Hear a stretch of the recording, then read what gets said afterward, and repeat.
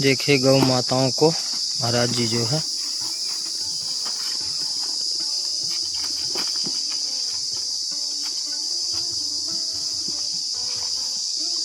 जी गौ माताओं को अपने हाथ से खिला रहे हैं। तो महाराज जी रोज गौ माता का काम है, दोनों टाइम का जी 3-4 किलो जंगल है, बबरवा की गाय है जंगल की, और खिला दिया। ये रोज आती है, एक दिन का काम नहीं। ये देखिए महाराज जी जो है माँ मंदाकिनी के तट पर जल लेने के लिए जा रहे हैं। ये देखिए कितना निर्मल जल है माँ मंदाकिनी का। ये देखिए माँ मंदाकिनी का। श्री राम, जैसा कि आज हम बीहड़ जंगल में आए चित्रकूट धाम के जो महाराज जी कुटी पर, और महाराज जी कुटी जो है घनघोर जंगल के बीच में बनी हुई है। और हमारे संत दर्शन चित्रकूट में आप सभी का स्वागत एवं अभिनंदन है। और हमारा वीडियो शुरू से अंत तक जरूर देखें। जो है सत्य के मार्ग पर चलने का महाराज जी आज प्रक्रिया बताएंगे कि सत्य का मार्ग कितना कठिन और दुर्लभ होता है और सत्य की विजय होती है हमेशा। तो दोस्तों, संतों का कहना है कि सत्य के मार्ग पर चलें और एक न एक दिन कठिनाइयां मगर बहुत आएंगी, मगर एक न एक दिन सत्य की विजय होती है। तो आज बापू महाराज जी से हम लोग सत्संग करेंगे, आप लोगों को आशीर्वाद दिलाएंगे। तो हमारे यूट्यूब चैनल पर बने रहिए संत दर्शन चित्रकूट में। वीडियो अच्छा लगे तो ज़्यादा से ज़्यादा शेयर करिए, कमेंट में बताइए और हमारे चैनल को सब्सक्राइब करिए। तो सभी दोस्तों को महाराज जी के थोड़ी ही देर में हम लोग सत्संग कराएंगे, दर्शन कराएंगे। जय श्री राम। सभी भक्तों को आशीर्वाद दीजिए। दिक्कत आता है तुलसी मेरा। तो महाराज जी जैसे सत्य के मार्ग में चलने का प्रक्रिया बताइए भक्तों को। सत्य के मार्ग में यही है, माता पिता का पहले सेवा होती है। प्रथम गुरु अगर कहीं नहीं जाना चाहता है, घर में घर ही में रह के सब प्राप्त करना चाहता है जी और घर में ही मंगल चाहता है और कल्याण चाहता है, तो घर में सबके माता पिता तो भिखारी के भी होते हैं जी और माता पिता राजा प्रजा सबके होते हैं। भिखारी को भी जन्म देता है ना, तो जी उसके माता पिता, अब किसी के माता पिता हो, भिखारी के या राजा को, जी वो पिता और माता शब्द से ही लग जाता है। जैसे भगवान का नाम है, जी नाम है ब्रह्म, जी राम नाम हो, कृष्ण नाम, शिव नाम हो, जो भी नाम हो, जितने भी 33 कोटि देवी देवता हैं, 33 कोटि भी देवी देवताओं में जिसका भी नाम होए, नाम ब्रह्म है। नाम वो स्वयं, मतलब जिसका नाम लिया जा रहा है ना, तो नाम के रूप में स्वयं वो नाम में व्याप्त रहता है। जैसे मंत्रों में जिसका मंत्र लिया जा रहा है 33 कोटि देवी देवता में, तो वो मंत्र स्वयं, या कहो कि मंत्र स्वयं वही है, मंत्र बना है, या कहो कि वो मंत्र में व्याप्त है। जैसे ये पेड़ है जहां पर बैठे हुए बट वृक्ष है, ये तो बट वृक्ष में ये कहो कि शिव ही बट वृक्ष बने हैं तो भी मान लिया जाएगा, वो ठीक है। और या कहो कि ये शिव का बट वृक्ष में बसेरा है, रहते हैं, ये भी मान लिया जाए। दोनों बातें मान ली जाएंगी। वो दोनों बातों वेद शास्त्र कह रहा है कि सत्य है। अगर कहो कि बट भगवान शिव का रूप है तो कणकर में शिव का रूप है, वो मान लिया जाएगा कि हाँ वो जो है बट जो है भगवान कृष्ण शिव का रूप है। और ये मान लिया जाए इनका पेड़ ये इन्हीं का है, इनमें दूसरे का बसेरा नहीं है, बट में बट इन्हीं का पेड़ है। तो ये कहा जाए कि भगवान शिव बट वृक्ष में बसेरा मतलब रहते हैं, तो वो दोनों बातें मान ली जाएगी। जैसे पीपल वृक्ष है, ब्रह्मदेव बोला जाता है, ब्रह्म स्वरूप है पीपल वृक्ष, तो में ब्रह्मा और विष्णु शिव तीनों का बसेरा है। या मान लिया जाए कि तीनों का स्वरूप है ये स्वयं पीपल वृक्ष, वो दोनों में मान लिया जाए। गाय जैसे हो, गाय में शास्त्र वेद कहते हैं कि 33 कोटि देवी देवता गाय के अंदर निवास करते हैं। तो ये जल्दी समझ में नहीं आता कि वो गाय तो एक है तो 33 तो हमको नहीं दिख रहे हैं उसमें, पर ये जब ज्ञान उसको हो जाता है अंदर से, तब उसको 33 कोटि उसमें दिखेंगे और फिर वो निश्चित रूप में मान लेगा। फिर वो तर्क वितर्क नहीं करेगा, पूछताछ ये दुनिया बवाल नहीं करेगा। और जब तक उसको ज्ञान नहीं अंदर से हुआ है कि गाय तो एक हमको दिख रही है, पर 33 कोटि का है, खोपड़ी एक है, मुंह एक है, और 33 के तमाम मुंह होते हैं, तो 33 में कैसे निवास कर रहा है, ये उसके समझ से बाहर रहेगी तब तक, जब तक ज्ञान नहीं अंदर से अनुभव नहीं होगा। पर उसमें 33 या कहा जाए कि 33 कोटि देवी देवताओं का ये स्वरूप है गाय, मान लिया जाएगा स्वरूप है वो। और ये कहा जाए कि 33 कोटि देवी देवताओं का इसमें बसेरा है गौ के अंदर, ये भी मान लिया जाएगा। ये दोनों बातें सत्य हैं। तो इसी तरह से माता और पिता मतलब कोई भिखारी के होए राजा प्रजा के, सब माता पिता तो सभी के जन्म देते हैं। जी जी उत्पत्ति तो सब माता ही से है, जो भी जितना है जंगल के हैं, पहाड़ों के हैं, गांव के, शहर के पैदा होते हैं जानवर। शेर की भी तो माता होती है ना, जी जी बच्चा देती है शेरनी। जी हाँ, तो सभी में है। नांग की भी तो माता होती है, नांगनी बच्चा देती है। बच्चा कोई जी आकाश से थोड़ा कूदता है, अपने से कूद जी पड़ा बड़ा हो गया। जी माता सबकी होती है, पब्लिक की माता, गधा की भी माता होती है, जी गधा ने जन्म दिया है। जी इसी तरह से मतलब 84 लाख जीवों की उत्पत्ति है, जी तो 84 लाख जीवों की माता होती है। इसी तरह भिखारी की माता होती है। जी यदि वो अपने माता पिता को मान लो, मान ज्ञान होना तो कठिन है, बहुतों को जन्म से भी ज्ञान हो जाता है, अब जी बहुतों को मतलब जो है नहीं होता है, वो बहुत समय के बाद में होता है, बहुतों को मरने के बाद तक ज्ञान नहीं होता है। जी तो मरने के बाद मान लो कुछ काम करता है, जी किसी तरह की साधना कर रहा है, या माता पिता की सेवा कर रहा है, या सत्कर्म, माता पिता की ना सेवा करके किसी तरह के सत्य का कर्म कर रहा है। जी सत्कर्म के तमाम है, मतलब जो जी सत्य बोलना, ये भी सत्य है। जी झूठ बोलना ही नहीं, चाहे जी अपना हानि हो चाहे लाभ होए, जी उससे कोई मतलब, जो बोलना में उसे सत्य बोलना है। तो जी ये सत्य ही का मार्ग है। जी राजा हरिश्चंद्र ने क्या कहा था? राजा हरिश्चंद्र ने यह कहा था कि बाबा जी तुम क्या चाहते हो? विश्वामित्र ने भेष बदल लिया।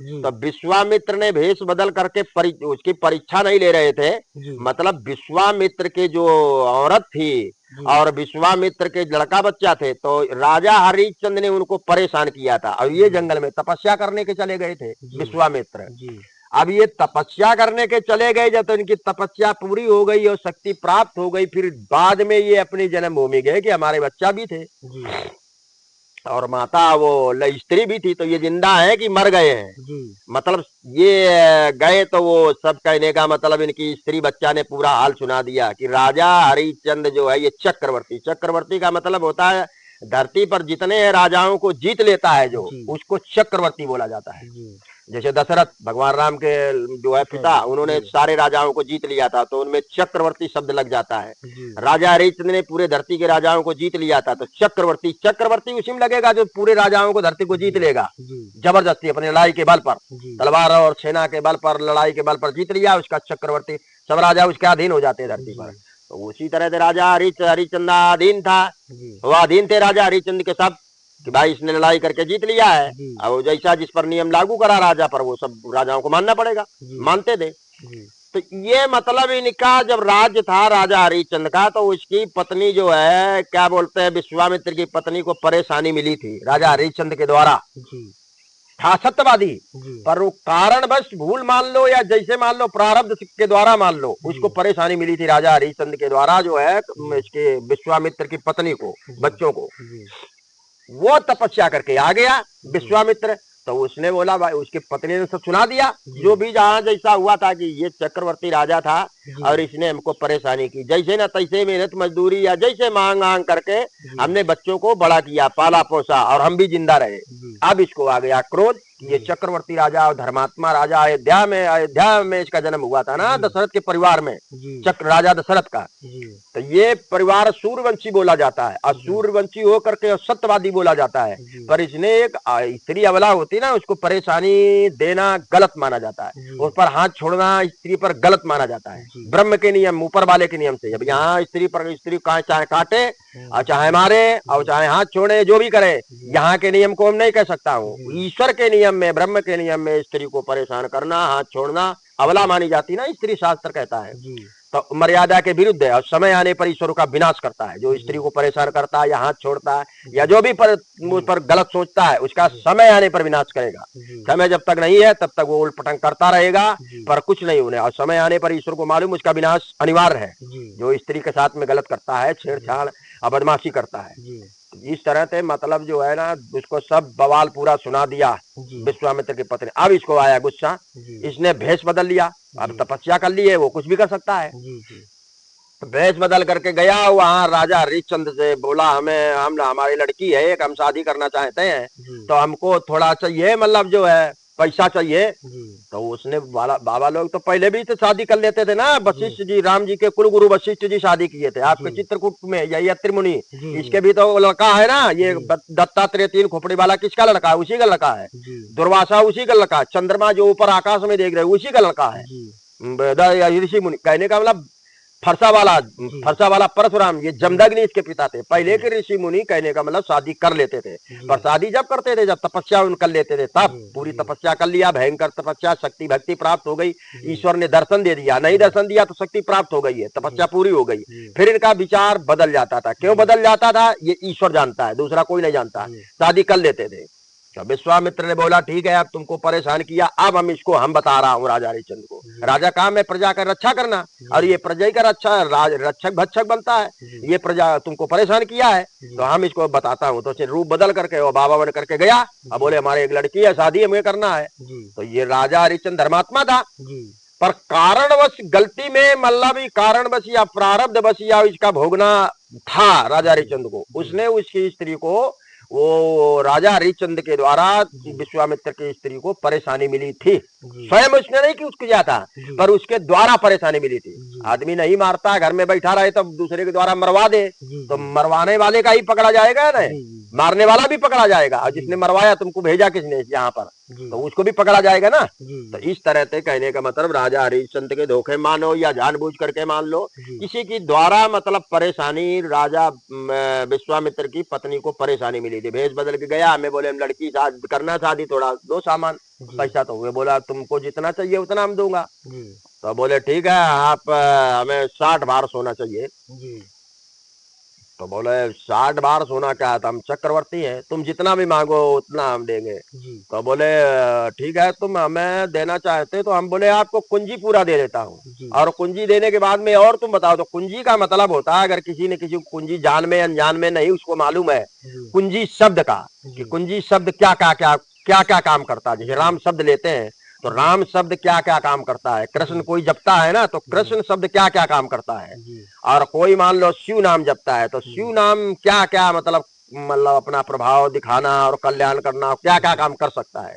इसी तरह से कुंजी का शब्द वो समझ नहीं पाया, और राजा हरिश्चंद्र ने बोल लिया मैं आपको कुंजी दे दिया। तो कुंजी का मतलब होता है जहां तक तुम्हारी राज्य की सीमा है वो सब कुछ आ गया उसका, ये समझ नहीं पाया कि कुंजी तो हम खाली खजाना की दी है ना, पर कुंजी का मतलब उसमें सब विश्वामित्र ने कुंजी बोला दे दिया। अब हमने 60 बार सोना भी मांगा था, तो कुंजी मतलब वो संकल्प पहले करवा लिया, क्योंकि वो उसको जानबूझ के छलने गया था ना।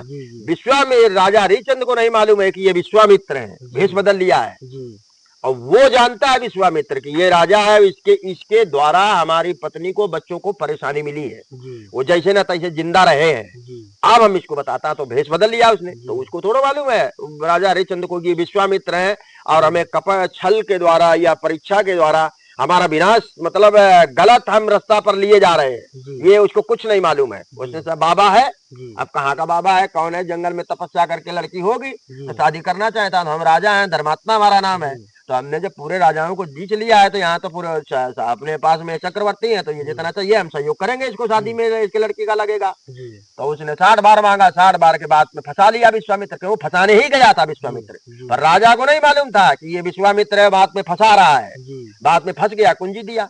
अब कुंजी में सब आ गया उसके राजपाट, तो बोला कुंजी दे दिया, अब हमारा 60 बार सोना दो। जो बोले 60 बार सोना क्या, हमारा यहीं तक खजाना थोड़ा है कि अयोध्या में हमारा खजाना है, हम चक्रवर्ती हैं, तुम्हें बोले अब नहीं, तुम्हारा कुछ नहीं रहा, अयोध्या से लेके जहाँ सूर्य निकलते हैं और जहाँ अस्त हो जाते हैं वहां तक तुम्हारा राज्य है, पर अब कुंजी जब तुमने दे दिया है कि कुंजी लो और कुंजी हम देने अलग देंगे, तो जहां तक तुमने जीता था राजाओं को, और जहां तक धरती ब्रह्मा ने बनाई थी शुरू से और अंत कर दिया धरती, जहां धरती का आगे कुछ नहीं अंधकार है, वहां तक सब हमारा हो चुका है। कुंजी का अर्थ तुम नहीं जानते, कुंजी का यही अर्थ होता है तुम्हारा घर, वन, पर्वत, उदयाचल, अस्ताचल, जितना तुमने जीता था या जहां तक तुम्हारी सीमा थी, तो हमारे हाथ में है। कुंजी देने का अर्थ ये होता है, तुमने संकल्प किया है, तो अब हमें 60 बार सोना चाहिए। कुंजी में तो तुम्हारा राजपाट जो भी तुमने जीत लिया था राजाओं को सब आ गया है। अब ये समझ नहीं पाया, बोले ठीक है बाबा जी ऐसी बात है, तो हम यदि कुंजी में सब आ रहा है तो आपका हो गया, अब रही 60 बार सोना की, तो हम तुमको 60 बार सोना देंगे। बोले कहाँ से दोगे, तो बोले हम कई जगह तुमको देंगे। तो ये तीनों चारों निकल गए, बोले हम बेच करके खुद देंगे, हमारी सीमा तो आपके हाथ में सब है, राजपाट जितना धरती पर था। तब ये जा करके बिका दोनों तीनों। उसके पत्नी पतिव्रता थे, पर वो पतिव्रता जो होती है वो पत्नी की बात मानती, बिकना फिकना थोड़ा देखती है कि हम बिके जा, काटा जा रहा है पति के कारण, वो काटना भी मंजूर कर लेगी, बिकना भी मंजूर कर लेगी, यानी हर बात मंजूर करेगी पति की। तो वो पतिव्रता का मतलब यही होता, पति जैसा कहता हो वो मर्यादा के अंदर हो या विरुद्ध हो, वो करने के तैयार हो जाएगी पति के कहने पर। बिक गई, कुछ उससे कुछ बिकने पर सामान मिला और कुछ उसका लड़का रोहित था वो बेचने पर मिला और ये बिका, मतलब 60 बार सोना तीनों को बेचने पर मिल गया।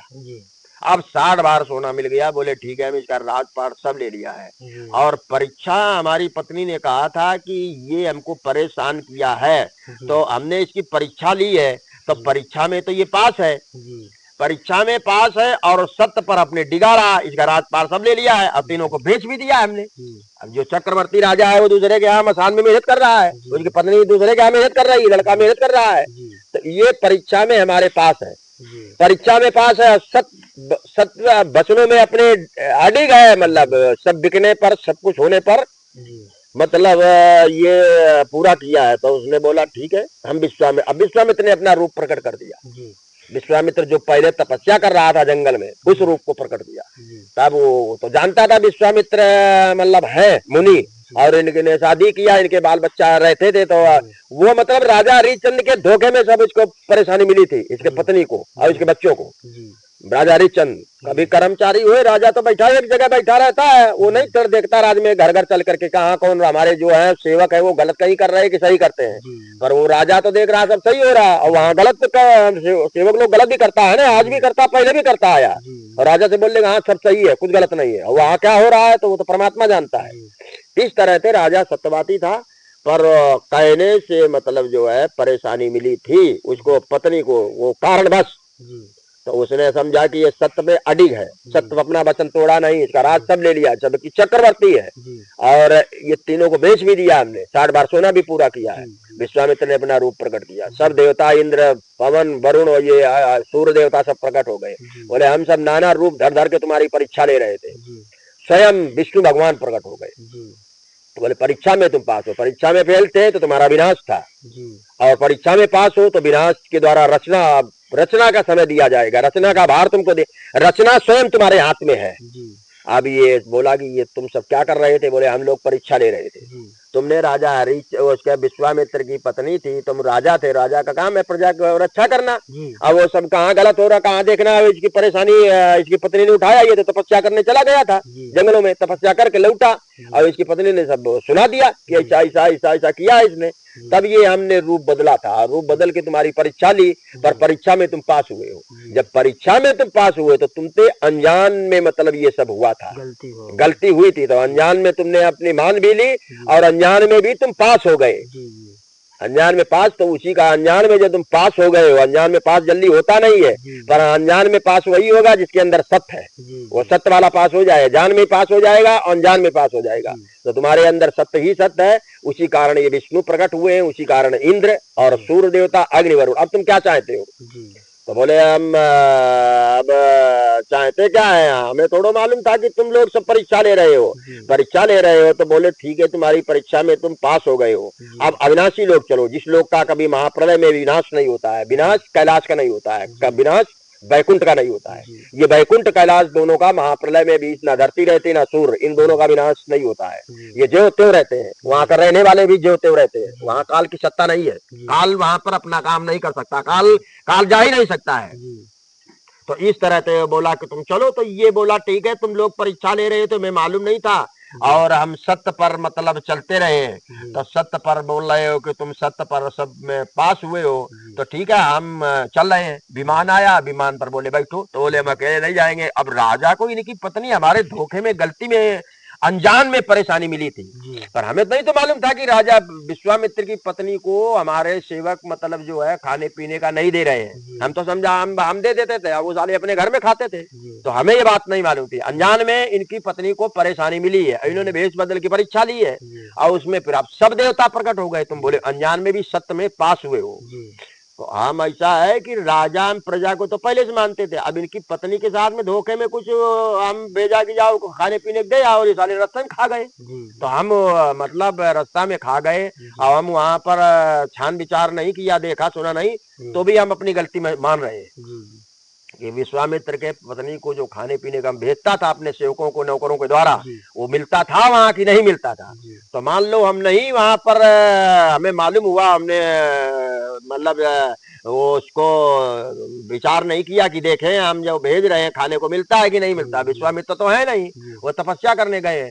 तो मान लो हमारे अनजान में इनकी पत्नी को गलती मिली है, अब अनजान में तुमने भेष बदल के परीक्षा ली, हमें मालूम था नहीं कि तुम सब देवता लोग हो और परीक्षा ले रहे हो, विश्वामित्र है परीक्षा ले रहे हैं। तो ठीक है, तुम्हारे उसमें विचार में, निर्णय में, तुम्हारी परीक्षा में पास है, तो हम अविनाशी लोग चलने को तैयार है। विमान आ गया, बोले बैठो तुम तीनों। अब वो लड़का उसका काटा था सांप ने, वो जिंदा, तो वो तो परीक्षा हो रहे ले रहे थे ना, न सांप काटने वाला था, न पंडित कोई उसकी पत्नी को मोल लेने वाला था।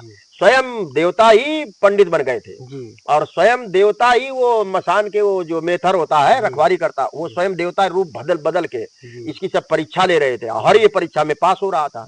तो वो सब जान रहे थे कि परीक्षा में पर अंतिम में परीक्षा ले जाने के बाद में सब रूप प्रकट करेंगे ना, अपना अपना जो भेष बदल करके हैं वो रूप प्रकट करेंगे जब अंतिम परीक्षा हो जाएगी। तो अंतिम परीक्षा में वो पास हो गया। सब बैठे, बोले चलो, बोले हम राजा को अपना मतलब संतान मानते थे, तो ये सब अयोध्या के जितने भी हैं वो सब चलेंगे, तभी हम बैकुंठ चलेंगे। तो विश्वामित्र ने समझ जान लिया अपने तपोबल के द्वारा कि राजा विश्वामित्र अपनी जो है प्रजा को अपने संतान की तरह मानता था, उससे धोखे में कारण बस गलती हुई है। इसके पत्नी को खाने पीने में परेशानी मिली है, केवल खाने पीने में। वो मेहनत मजदूरी करके मांग के भीख मांग के अपना खाती थी या बच्चों को पालन करती थी, जो उसके 2 एक बच्चा थे। तो वो विश्वामित्र ने सब तपस्या के द्वारा देख लिया कि हाँ भाई, इससे अनजान में गलती जा मान लो हो गई, अनजान की गलती मान भी रहा है और दंड भोगने को भुगा भी दिया हमने, सब इसकी पत्नी का और राजपाट सब छोड़ लिया, फिर भी ये सत्य नहीं छोड़ा है। तो बोले ठीक है, तुम प्रजा सहित थे, प्रजा को अपना संतान मानते थे, तो अपनी प्रजा को बुलाओ, अयोध्या में जितने लोग हैं, एक पब्लिक है या 1 लाख है या 1 अरब है, सबको चलो बैकुंठ लेके चलो। तो विमान मतलब ऐसा है बैकुंठ से आया कि वो कहो तो 100 योजन का हो जाए और कहो तो 1 ही मील का हो जाए और 100 योजन का हो जाए, मतलब जितना तुम्हें आदमी 100 है तो 100 बढ़ जाएगा पल में, और कहो कि 1 आदमी है तो 1 ही आदमी छोटा बन जाएगा। तो इस तरह पुष्पक से कई गुना परे रावण के पास पुष्पक था, छोटा भी हो जाए बड़ा भी हो जाए। तो वो तो डायरेक्ट बैकुंठ से आया विमान, विष्णु का है, विष्णु गरुड़ पर चलते हैं, पर आया बैकुंठ से है। तो वो मतलब सब बैठे और बैकुंठ सीधा अविनाशी लोग चलेंगे, जहां महाप्रलय में विनाश नहीं होता, जहां महावैकुंठ में रहने वाली आत्माओं का महाप्रलय में विनाश नहीं होता, कैलाश में रहने वाली आत्माओं का महाप्रलय में विनाश नहीं होता है। स्वयं महाकाल बैठा है, काल मृत्युलोक का होता है, काल विनाश मृत्युलोक का, पाताल का, और ऊपर कुछ लोक हैं, इंद्रलोक और भी लोक है देवताओं के, इनका विनाश होता है। कैलाश वैकुंठ का कभी विनाश नहीं होता, ये अचल है, मतलब काल की सत्ता नहीं है, काल वहां नहीं जा, स्वयं काल बैठा है, महाकाल है ना शिव, और वैकुंठ में। तो इस तरह से कहने का मतलब घर पर रह के भी सत्य का पालन करता है, तो वो जो चाहता है वो मिल जाता है, पर बोल कुछ और रहा, मन में कुछ और है, तो वो सत्य नहीं माना जाएगा। अब बोल कुछ और रहा, अपना उल्लू सीधा करने के लिए उधर गप्पे मार रहा है, और उधर देखो तो सब सत्य सत्य की बात कर रहा, वो सत्य नहीं। जैसा मुंह से बोल रहा है हृदय में होना चाहिए। काम बना तो वो सत्य का प्रयोग किया, कान निकल गया उधर तो वो झूठे झूठ सब बोल रहा है, तो वो नहीं। तो कहने का मतलब उसने सत्य के पीछे अपने पत्नी को बेच दिया, अपना बिक गया, और लड़के को बेच दिया, परवाह नहीं किया, और उसको 60 बार सोना बेच करके दिया, नहीं तो वो ना कर देता, हम 60 बार सोना नहीं देंगे, कुंजी लगाम दे दिया, तुमको कुंजी दे दिया, कुंजी में जो भी आ गया, हम 60 बार सोना कहाँ से दे, है ही नहीं हमारे पास। पर उसने बोला नहीं, हम वो कुंजी में हमारा जितना राजपाट था, चक्रवर्ती थे, हम सब आ गया, पर हम 60 बार सोना देंगे। विश्वामित्र ने पूछा तुम दोगे कहाँ से? 60 बार सोना मेहनत करके मजदूरी करके नहीं दे सकते हो, 60 बार सोना बहुत होता है, और तुमने संकल्प ले लिया है। तो बोला, अब वो बोला दूसरा कोई उपाय नहीं, दे, हम बोले देंगे तुम्हें, तो वो एक ही उपाय था, बेचे, उन दोनों को बेचे और स्वयं बिचे, और तो बिच भी गया, तो दोनों को बेचा और स्वयं बिच गया। पर उसको नहीं मालूम था देवता ही भेष बदल करके पत्नी को ले रहे, पंडित बन रहा है, और देवता ही भेष बदल करके वो मेथर मसान वाला काम राजा हरिश्चंद्र को मोल ले रहा है, और सांप बन करके स्वयं देवता ही काट रहे हैं उसके लड़के को। ये राजा हरिश्चंद्र को नहीं मालूम था कुछ, वो जो जानता सांप काट लिया, मर गया, पत्नी बिक गई, अलग हो गई, हम बिक गए, अलग हो गए। पर देवता उसकी परीक्षा ले रहे थे कि देखे इसने अब कहाँ तक सच्चाई है, कहाँ तक झुठाई है, वास्तविक जो इसने पहले घटना घट चुकी है राजा विश्वामित्र की पत्नी के विषय में, तो जानबूझ के किया है इसने, परेशान उसको कि अनजान में किया है, वो अनजान में परेशानी उसने मंजूर कर लिया और पास हो गया। कहने का मतलब घर पर रहने पर भी इन बातों का यदि पालन पब्लिक करती है, भिखारी हो चाहे राजा हो प्रजा, तो परमात्मा उसके पक्ष में है जी और सब कुछ प्राप्त हो जाता है उसको घर ही में रह करके। और इस सत्य का या दूसरा सीधा आ जाता है माता पिता। माता पिता भगवान है। अब उसको ज्ञान हो चाहे ना हो, भिखारी हो चाहे राजा हो, प्रजा, माता पिता भगवान का रूप होता, किसी के भी हो। पर माता पिता को मानेगा तब मानेगा, फिर परीक्षा लेगा। ईश्वर कैसी परीक्षा लेगा, किस तरह के लेगा, कब लेगा, ये केवल ईश्वर को ही मालूम रहता है। जैसे परीक्षा माता पिता को जो भगवान मानते श्रवण कुमार, और ये महाराष्ट्र में नामदेव हो गए तो इन्होंने परीक्षा लिया। तो वो नामदेव जो थे, तो नामदेव नहीं, वो क्या बोलते हैं, पंढरपुर में हो गया ना, पंढरपुर है ना महाराष्ट्र में। तो वो अपने माता पिता को मतलब भगवान मानता था, भगवान मान करके और सेवा करता था। तो भगवान ऐसा बहुत समय तक चलता रहा, खाना पीना से लेके माता पिता को खिला पिला देना, फिर बाद में अपना पाना। अब अपने परेशानी है तो फिर वो परेशानी उठाना, पर माता पिता को परेशानी वाले शब्द से अगर परेशानी आ भी गई है तत्काल दूर करना, चाहे जैसे हो। उसी का मतलब जो है सेवा बोलते हैं कि माता पिता परेशान नहीं रहना चाहिए। परेशानी आ सकती है माता पिता के पास में, पहले से प्रारब्ध में लिखा है कुछ, तो रोग ही दोग हो जाएगा, नहीं रोग दोग तो अंधे ही हो जाएंगे। जैसे श्रवण कुमार के माता पिता अंधे थे, वो पहले वाला प्रारब्ध, वो चाहे माता पिता का सेवा उसकी संतान करता है या नहीं करता, वो पहले का भोग भाग है, वो सामने आएगा। तो इस तरह से मतलब वो सेवा करता था। अब बहुत समय हो गया माता पिता की सेवा करते, तो भगवान विष्णु ने बोला कि अब इसकी परीक्षा ली जाए। अब ये देवी देवता परीक्षा लेने के बाद में ही देते हैं जो भी देना लेना होता है, जो भी है। गुरु परीक्षा, माता पिता परीक्षा, ईश्वर परीक्षा लेने के बाद में ही सब देते हैं। परीक्षा लिए बिना मतलब भले 1 मिनट में मिले, 1 सेकंड में ले, कठिन परीक्षा ले या सरल ले, जैसा लेना वो अपने मर्जी से परीक्षा लेते हैं, अपने विचार से। तो भगवान भी अब ये सेवा कर रहा था माता पिता का, तो माता पिता की सेवा कर रहा था, तो बाहर से आवाज आई, हम बैकुंठ से आए हैं और हम विष्णु हैं और हमारी सेवा करो। ये बाहर से आवाज आई है। और वो अंदर अपने माता पिता का सेवा कर रहा है, रोटी खिला रहा है या हाथ पैर दबा रहा है, जो भी मान लो, सुबह का समय है। तो वो बाहर से आवाज आई, उसने सुन लिया बालक ने। तो वो एकलव नहीं, उसका नाम कुछ है, याद नहीं आ रहा है, ये पंढरपुर महाराष्ट्र की बात है। तो वो राम इच्छा से बोला कि तुम ठीक है, भगवान बोल रहे हो कि हम बैकुंठ से आए, विष्णु हैं और हमारी सेवा करो। तो हम इस समय अंदर से आवाज आई कि माता पिता का सेवा कर रहा हूँ। अब माता पिता का आधा घंटा लगेगा या 1 मिनट लगेगा, फिर तुम्हारी सेवा करेंगे। तुमको खाना पीना है जो भी वो सब मिलेगा, अभी तुम बाहर खड़े रहो। तो बाहर से जब उसने अंदर से ऐसा बोला, बाहर से आवाज गई, हम बैकुंठ से आए हैं, विष्णु है, उसने सुन लिया अंदर बालक ने जो माता पिता की सेवा कर रहा है। अब अंदर से आवाज आई, तुम कुछ विष्णु से आओ, बैकुंठ से आए हो, बोल रहे हो, तो हम इस समय माता पिता की सेवा कर रहे हैं और सेवा करने के बाद में फिर तुम्हारी सेवा होगी और सुने धुनेंगे, तुम जो खाने पीने कारण जो भी जैसे आए होगे वो पूरा होगा। तो वो बाहर से आवाज आई फिर कि हम श्राप दे रहे हैं। हम पहले बोल दिया हम विष्णु हैं, बैकुंठ से आए हैं, पर तुम कह रहे हो माता पिता की सेवा कर रहे हैं। तो हम बोल दिया, स्पष्ट कर दिया है खुल के कि हम विष्णु हैं और बैकुंठ से आए हैं। तो तुम माता पिता कह रहे हो सेवा करने के बाद में तुम्हारा सुने धुलेंगे, सेवा करेंगे। तो बोले आप बाहर से आवाज आई, हम श्राप दे रहा हूँ। अंदर से आवाज आई, तुम श्राप दो या कुछ भी करो, हम आने वाले नहीं है जब तक माता पिता की सेवा नहीं हो जाएगी। बस इतनी परीक्षा हो गई।